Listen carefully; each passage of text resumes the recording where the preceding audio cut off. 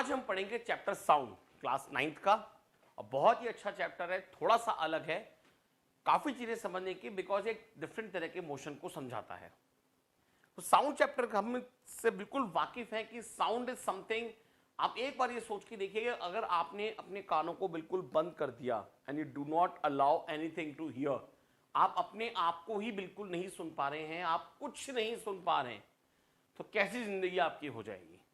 One of the very important जो sense organ है, जिसे हिंदी में हम इंद्रियां बोलते हैं, तो मेरे ख्याल से साउंड तो इज वेरी मच नेसेसरी। बिना साउंड के तो हम पता ही नहीं कर सकते कहां पे क्या हो रहा है। तो कैसे बनती है साउंड, कैसे प्रिपेयर हुई, क्यों हम किसी भी ऐसी जगह नहीं सुन पाते हैं जहां पर कि वैक्यूम होगा, क्यों हम एयर में सुन पाते हैं, क्या क्या चीजें फैक्टर्स हैं, आज हम उन सब पे चर्चा करेंगे। तो सबसे पहले तो मैं आपको एक चीज बताना चाहूंगा, जो मोशन होता है, साउंड प्रोड्यूस कैसे होती है। तो आप लोगों ने बेटा इसके बारे में जरूर सुना होगा, एक वर्ड होता है वाइब्रेशन एंड एक वर्ड होता है पीरियोडिक मोशन। तो सबसे पहले let's see what is periodic motion.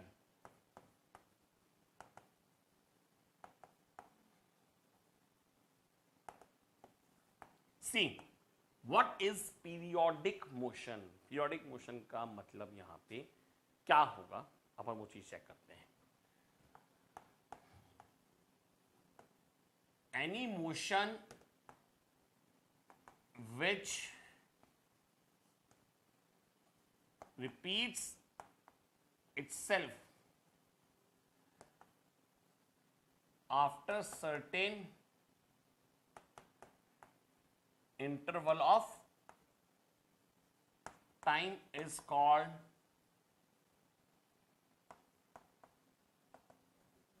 periodic motion. क्या मतलब हुआ इस वर्ड का, पीरियोडिक मोशन का मतलब क्या हुआ कि एक बार एक सर्टेन टाइम पे कुछ हुआ है और वो चीज दोबारा रिपीट होगी। संडे के बाद मंडे आता है, हर बार संडे के बाद मंडे आता है, we know all this very well. ठीक है, दूसरा एग्जांपल अगर अपन देखें तो सपोज कीजिए कि ये सन है और इसके चारों तरफ अर्थ चक्कर लगाती है, तो हर 365 डेज के बाद उसकी पोजीशन वही होगी जो पहले दिन थी। अगर हम डे 1 से काउंट करते हैं तो वो वहीं पे आके उधर ही मिल जाएगी। ठीक है ना। फिर उसके बाद में एनीथिंग, पेंडुलम का मोशन लीजिए, किसी भी चीज को लीजिए, which repeats itself after certain interval of time is known as periodic motion. इसी के साथ में एक चीज और होती है जिसे हम बोलते हैं बेटा वाइब्रेशन। अब साहब वाइब्रेशन क्या होता है, ये भी विचित्र सी बात रहती है। तो आपको मैं एग्जांपल देता हूं उसका। सपोज कीजिए आपने एक कील लगाई, कहीं फिक्स करी, उस पर एक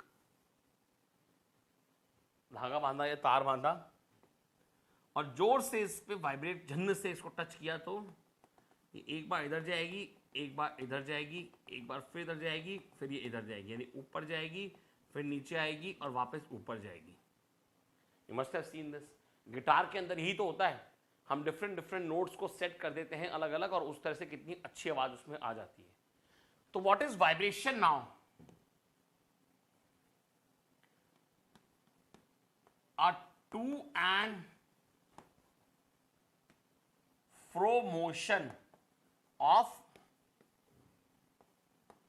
particle from its mean position. अब मेन पोजीशन से मतलब आपने जो इनिशियल उसकी पोजीशन थी, उससे टू एंड फ्रो जब वो मूव करना चालू करती है, उसको अपन बोलते हैं बहुत सिंपली वाइब्रेशन। Got it. तो गिटार्स का बेस्ट एग्जांपल है, और यही वाइब्रेशन है जिसकी वजह से साउंड पैदा होती है। आप महसूस कर सकते हैं इसको, जब हम ताली बजाते हैं या हम कोई बेल बजाते हैं, तो वाइब्रेशंस हैं जो कि ट्रांसफर होती हैं, और वो एनर्जी जो है वो आवाज में कन्वर्ट हो जाती है। Something that means any kind of vibration will produce a sound. अगर आपने देखा हो तो रात को मच्छर अगर आवाज आती है हमको, वो उसके पंख जो हैं उसकी आवाज। हम चर्चा करेंगे उन सबके बारे में भी थोड़ी देर में। But vibration is something when a to and fro motion from its mean position. अब इसी में एक बहुत ही सुंदर डायलॉग आता है, देखिए क्या है वो। Every vibration is a periodic motion, but every periodic motion is not a vibration. क्या मतलब हुआ इस चीज का, आप सोच के रखिए, मैं आपको 1 मिनट जवाब देता हूं उसका। तो आपने देखा ये लिखा हुआ है कि every vibration is a periodic motion but every periodic motion is not a vibration. हम उसको कैसे सिद्ध करेंगे? देखो बड़ा छोटी सी बात है, अर्थ चारों तरफ चक्कर लगा रही है इसके, ये तो पीरियोडिक मोशन है, लेकिन ये वापस अपनी जगह नहीं आती है। इट्स नॉट लाइक दिस, ये आई और वापस जा रही है, ये कंटिन्यूसली एक ही तरफ मूव करते जा रही है। लेकिन वही गिटार की बात को अगर मैं करता हूं तो उसके अंदर क्या होगा, वो मीन पोजीशन में वापस आता है, एक बार ऊपर जाता है, एक बार नीचे आता है, एक बार ऊपर जाता है, एक बार नीचे आता है। इसको हम बोलते हैं वाइब्रेशन। तो ये स्टेटमेंट बहुत ही इंपॉर्टेंट है, that every vibration is a periodic motion but every periodic motion is not a vibration. और इसको आपको एक्सप्लेन करने के लिए आए तो आप बेहतरीन तरीके से इसी एग्जाम्पल से इसको बहुत अच्छा समझा सकते हैं। ठीक है ना? अगली चीज के बारे में बात करते हैं। देखिए क्या है वो वेव मोशन क्या होता है। इसी के साथ में हम वापस शुरू कर देंगे, क्योंकि वेव क्या चीज है और वेव मोशन में और बाकी मोशंस में ऐसा क्या फर्क है, what is the difference between those two things. ठीक है ना? Wave, we all know that sound is a type of wave. तो एक वेव मोशन में और इसमें क्या फर्क होता है, एक वेव मोशन में और इसमें क्या फर्क होता है सिंपल मोशन में, जरा उसके बारे में डिस्कस करते हैं। मैं आपको बहुत छोटा सा एग्जांपल देना चाहूंगा इसी बात पे। मान लेते हैं कि आज एक क्लास में मैं पढ़ा रहा हूं जहां पे 10 बच्चे बैठे हुए हैं। मान लीजिए मैं यहां खड़ा हुआ हूं, ये मैं हूं, और यहां बेंच पे 10 बच्चे बैठे हुए हैं। मुझे एक पेंसिल है, वो पीछे वाले बच्चे को देनी है। तो क्या क्या तरीके हैं, एक तो मैं खुद जाऊं और उसको दे दूं, एक मैं फेंक दूं और उसको दे दूं। दूसरा क्या तरीका है, मैं इसको देता हूं, ये इसको देगा, ये इसको देगा, ये इसको देगा, ये इसको देगा, और फिर यहां तक पहुंच जाएगी। क्या मतलब हुआ इसका, यानी वेव मोशन में क्या है, एनर्जी जो होती है वो तो ट्रांसफर हो जाती है, but the net displacement of particles remains same या zero. Net displacement remains zero. ये बात आप बहुत ज्यादा ध्यान रखना। आपको समझ आई बात मैंने क्या बोला, मैं वापस बोल देता हूं। Net displacement of the particles always remain zero and there is only transference of energy, nothing else. Got it? So this is a type of wave motion. So now we can write what is a wave motion.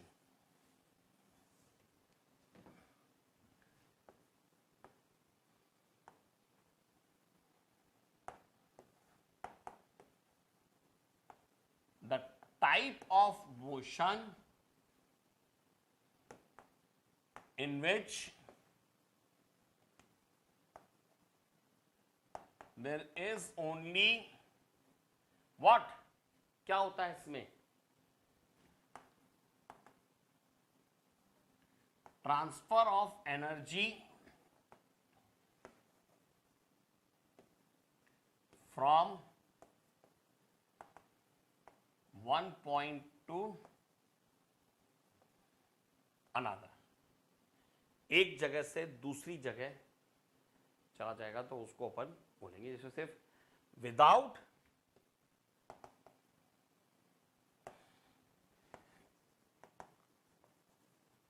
Displacement of particles. Particles displace नहीं करेंगे, particles displace नहीं करेंगे। ठीक है ना? Disturbance तो होगा लेकिन वो डिस्प्लेस नहीं करेंगे, मतलब उनका net displacement will remain zero. Got it? So these are the type of motion which are known as wave motion. अब बॉयज होता क्या है, दो तरह के होते हैं वेव मोशन। वेव दो तरह की होती है, एक होती है इलेक्ट्रोमैग्नेटिक और एक होती है ट्रांसवर्स। ठीक है। Now what is electromagnetic wave? See, light जैसे अपन देखते हैं ये एक तरह की इलेक्ट्रोमैग्नेटिक वेव है। तो मैं यहां बता सकता हूं waves which do not need medium to travel are called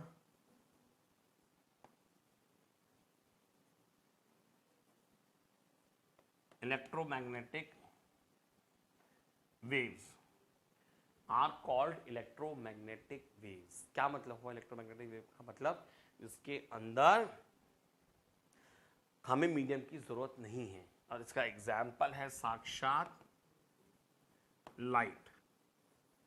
आप कहीं भी देख सकते हैं जो लाइट होती है वो वैक्यूम में भी जलेगी, वो स्पेस पे भी दिखती है, वो चांद पे भी दिखती है, because it does not need any kind of medium. Light basically photon particles की बनी हुई होती है, जिनको मूव करने के लिए कभी भी हमें जरूरत नहीं पड़ेगी कि हम कोई मीडियम यूज करें। Got it? And the second type of wave is transverse wave, and they need medium to travel. Example set है जी अपना साउंड वेव, ठीक है ना। तो दो तरह की वेव्स है, और जिसमें से मेनली हम जो पढ़ने वाले हैं इट इज ट्रांसवर्स वेव, जिसके बारे में अपन पूरा अभी विस्तार से पढ़ने वाले हैं। और उसमें भी एक और तरह का होता है, वो सब और कौन सी साउंड वेव होती है इसमें, will be discussing all that right now. Got it? तो अब जैसे लाइट है, इसके बारे में आपको छोटी सी एक चीज और बता दूं। इलेक्ट्रोमैग्नेटिक वेव इसको इसलिए बोलते हैं क्योंकि इसके अंदर कोई भी, जब भी कोई पार्टिकल मूव करता है इस तरह का, तो उसमें परपेंडिकुलरली मैग्नेटिक इफेक्ट भी रहता है। इलेक्ट्रोमैग्नेटिक इसलिए बोलते हैं क्योंकि उस वेव के परपेंडिकुलर मैग्नेटिक भी जो रहेगा फीलिंग उसके अंदर वो रहती है, ठीक है ना। मैग्नेटिक कैरेक्टर भी उसके अंदर वो फील होता है, which is perpendicular to the actual wave motion. So this is known as electromagnetic wave and transverse wave. अब हम आगे बढ़ते हैं and let's see what is transverse wave.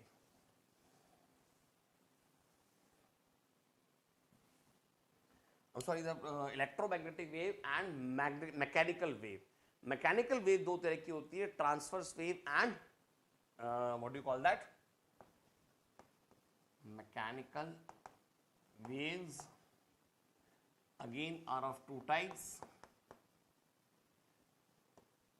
transverse waves और दूसरा क्या बोलते हैं उसे हम, लॉन्गिट्यूडनल वेव्स। ट्रांसवर्स वेव दूसरा मैकेनिकल वेव्स को इसलिए बोलते हैं, ग्राफिकली अपन उसको वैसा रिप्रेजेंट कर सकते हैं, ठीक है ना। तो विस्तार से जिनके बारे में पढ़ना है वो यही वाली वेव्स हैं, and will be doing it right now how to deal with that. Got it? तो ट्रांसवर्स वेव को सबसे पहले मैं डिस्कस करता हूं और ये बताता हूं कि ट्रांसवर्स वेव की क्या खास बात होती है और हम कैसे उसको एक्सप्लेन करते हैं। ट्रांसफर वेव्स, सी बहुत छोटी सी बात है, आप इसको एक बार में समझ जाएंगे। मान लीजिए मैं एक तरह का मोशन दिखाना चाह रहा हूं जिसमें कि मैं सामने की तरफ भी जा रहा हूं और मैं उछलता हुआ जा रहा हूं, I am jumping on my toes and I am moving forward now. तो देखा जाए तो मेरा जो डिस्प्लेसमेंट ऑफ पार्टिकल है it is perpendicular to the direction of motion of energy. That means in transverse waves, in transverse waves, the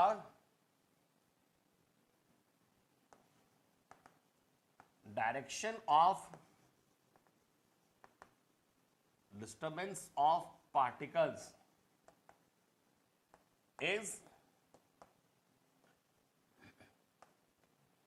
perpendicular to the direction of energy.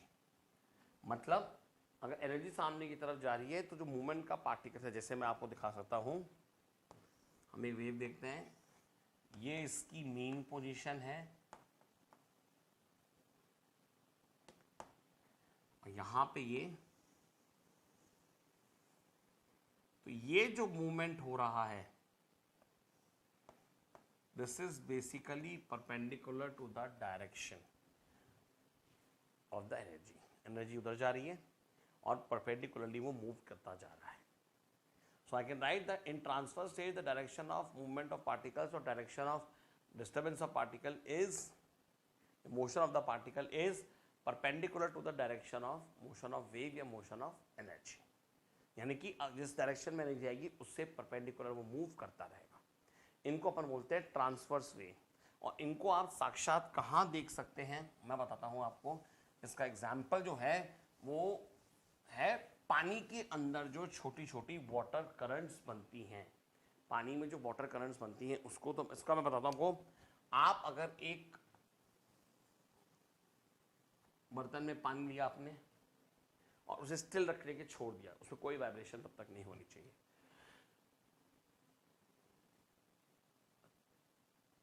एक माचिस की तिल्ली या छोटी सी सींग को आपने एक कोने में धीरे से रख दिया, वो बहुत ज्यादा लाइट होती है, तो ऊपर अपन ने रखा कि इसमें पानी के अंदर कोई भी डिस्टर्बेंस अब नहीं आ रहा है। This is very important, please note it, कि पानी के अंदर अब कोई भी डिस्टर्बेंस इसमें बिल्कुल भी नहीं आ रहा है। अब जैसे ही मैंने बीचों बीच हल्का सा एक स्फेयर, मेटेलिक स्फेयर या कांच का स्फेयर, कंचा जिसे हम बोलते हैं, हम धीरे से ड्रॉप करते हैं, तो all of a sudden we find that it looks like पानी जो है बाहर की तरफ मूव कर रहा है, वेव्स बन गई हैं और पानी जो है वो बाहर की तरफ मूव करता जा रहा है, लगातार करता जा रहा है। तो भाई ऐसा कैसे हो सकता है, ये ऐसा क्यों हो रहा है, ये बड़े हैरानी की बात हुई हमारे लिए, जबकि पानी तो बाहर जा नहीं रहा है, आपका जो बर्तन है वो फूटा हुआ कहीं से नहीं है, why it is looking like. तो होता क्या है, आप ढंग से देखेंगे तो ये जो है आपने माचिस की सीख या तिल्ली वहां छोड़ी थी, ये वहीं पे ऊपर नीचे मूव कर रही है। That means only energy has been transferred but the particles of the water ये मूव नहीं कर रहे हैं, ये मूव नहीं कर रहे हैं। समझ में आई आपको मेरी बात में क्या कह रहा हूं? तो आप इस पे ढंग से देख सकते हैं that these particles will just move up and down perpendicular to the direction of motion. That means ये इधर की तरफ मूव करता हुआ जा रहा है और पार्टिकल जो है वहीं पे ऊपर नीचे आराम से मूव कर रहा है बिना किसी दिक्कत के। ठीक है ना? तो ये ट्रांसवर्स वेव का वो है एग्जाम्पल। कोई भी आप उसमें पानी के अंदर जो स्ट्रिंग्स होती हैं या पानी के अंदर जो ये अपना ये छोटी छोटी वाटर करंट्स होती हैं, all these show the transverse waves. ठीक है ना? So I can say that now transverse wave जो होती है उसके अंदर particles move perpendicular. Got it? Now इसके बाद अगला पार्ट जो हमें पढ़ना है वो पढ़ना है इनकी कैरेक्टरिस्टिक के बारे में और उनके बारे में हम कैसे कैसे पहचानेंगे, क्योंकि वेव्स बहुत तरह की होती हैं, बड़ी छोटी। हम कैसे उनकी कैरेक्टर, जैसे आज हम जानते हैं कि हमारे 50 आदमी हैं, बट हाँ उनके सरनेम से, उनके कद काठी से, उनके फीचर्स से हम पहचान सकते हैं कि कौन क्या है। तो वही चीज आज हम यहां देखेंगे जिसको हम बोलेंगे ट्रांसवर्स वेव की कैरेक्टरिस्टिक्स या कैरेक्टरिस्टिक्स ऑफ वेव्स।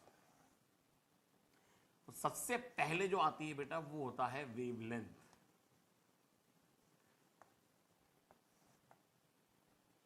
अब क्या होता है साहब वेवलेंथ? पहले मैं आपको ये समझाता हूं।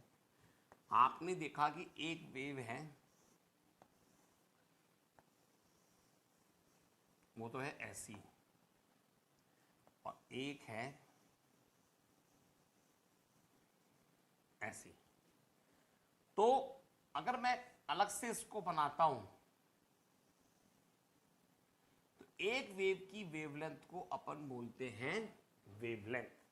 उस वेव की एक साइकिल की लेंथ को अपन बोलते हैं वेवलेंथ। तो मैं कैसे डिफाइन करूंगा इसे भाई? The length of complete wave. अच्छा, इसको हम लैम्डा से दिखाते हैं, बताता हूं अभी। The length of complete wave, एक तो होगी डेफिनेशन ये,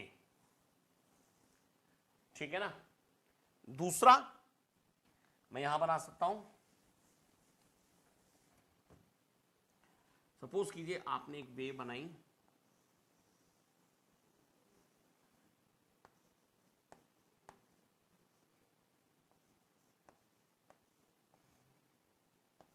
the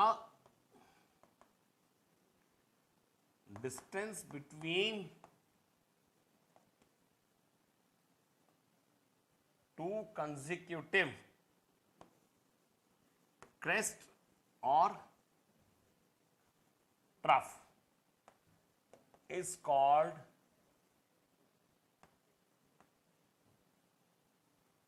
wavelength of wave. अब आप सब हैरान होंगे कि सारी क्रेस्ट क्या है और ट्रफ क्या है, तो आइए छोटा सा मैं आपको यहां पे भी एक्सप्लेन कर देता हूं. This part is known as crest and this part is known as trough. Crest and trough, ठीक है. तो साहब आप देखते हैं कैसे क्या होगा इसके अंदर. यहां पे जो ऊपर की तरफ ये पार्टिकल्स उठे हैं इसको हम बोलते हैं क्रेस्ट. तो आई कैन से, इधर ये देखिए, क्रेस्ट, द एलिवेशन और hump in a wave is called crest. Okay. अब एक खास बात होती है इसकी, एक बात ध्यान रखिएगा. यहां पे अगर मैं ढंग से देखूं तो जितना ये पार्टिकल ऊपर गया है उतना ही ये नीचे जाएगा, और इसका नेक्स्ट फेज क्या होगा, ये वाले ऊपर जाएंगे और ये नीचे जाएगा, और इतना ज्यादा सिंक्रोनाइज्ड होगा कि बिल्कुल आपको पता नहीं पड़ेगा और बड़ा ऐसा लगेगा, अच्छा सा लहर टाइप जिसको बोलते हैं अपन, बिल्कुल लहरी होती है वैसा की वैसा दिखेगा. ठीक है ना. तो इसको बोलते हैं क्रेस्ट. फिर नीचे वाला होता है trough. The depression in a transverse wave is called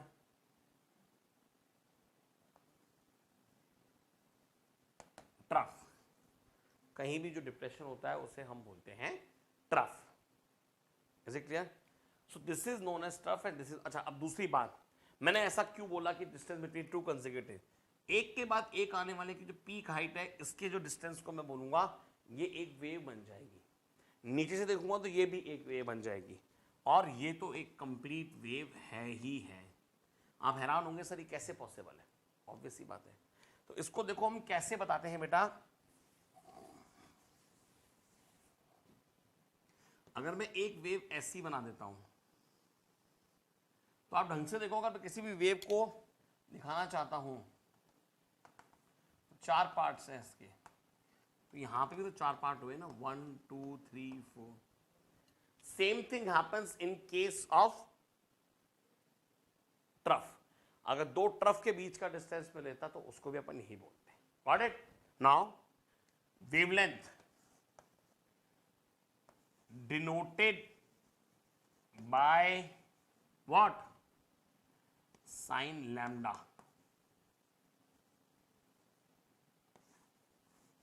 ठीक है ना.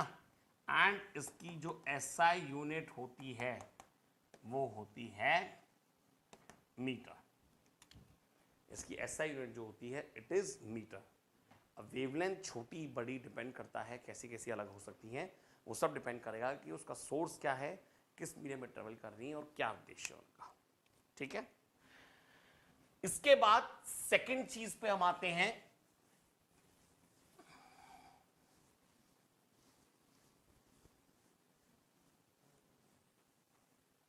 जिसे हम बोलते हैं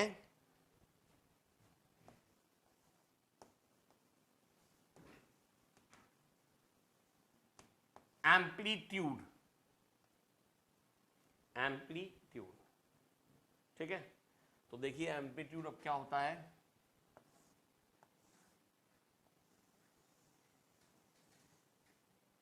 यहां पे ये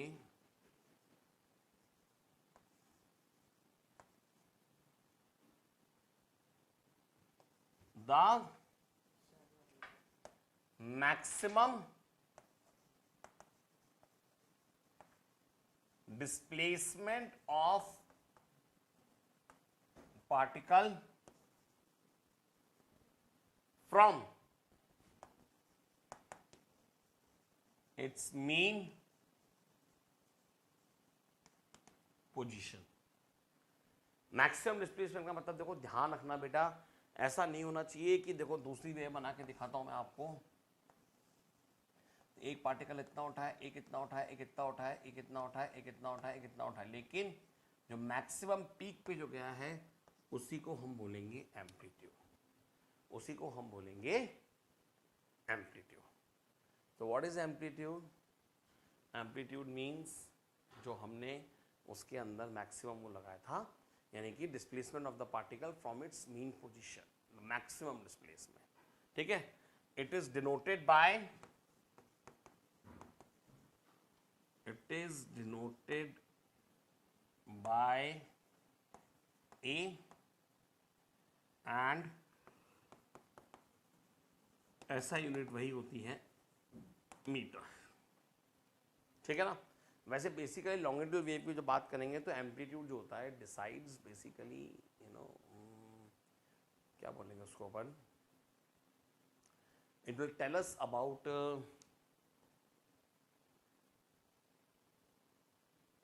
लाउडनेस, कितनी तेज आवाज है, कोई तेज बोलता है, कोई धीरे बोलता है, तो ये उस चीज को बताएगा। ठीक है ना। चलिए अगला देखते हैं अपन।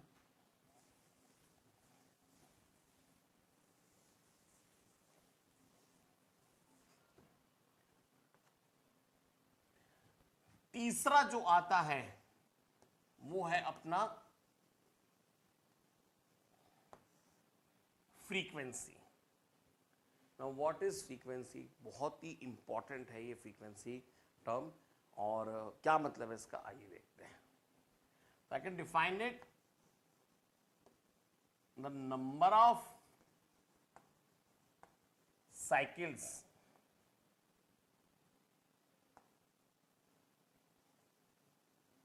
completed in 1 second or number of waves produced in 1 second, इसको हम बोलते हैं फ्रीक्वेंसी। Got it? इसकी एसआई यूनिट होती है हर्ट्ज। ओके, इसको हम दिखाते हैं HZ से।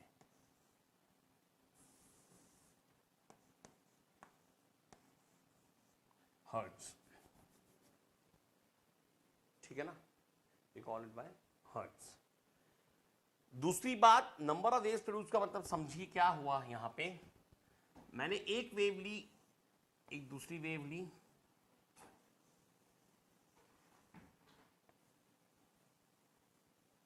सेम टाइम पे अगर मैं नंबर ऑफ वेव्स गिनता हूं तो ज्यादा वेव्स किस में, मान लीजिए 1 सेकेंड लग रहा है यहां से यहां तक ट्रेवल करने में, पूरा इनको 1 ही सेकेंड लग रहा है, तो हम कैसे देखेंगे इसको? It has got more frequency, it has got less frequency, और मैं इसको एक वर्ड इससे भी दिखा सकता हूं जिसे अपन बोलते हैं new.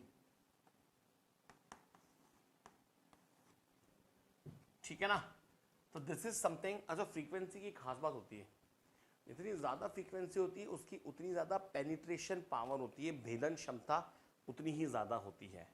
I can write it over here, that is see the waves having high frequency have more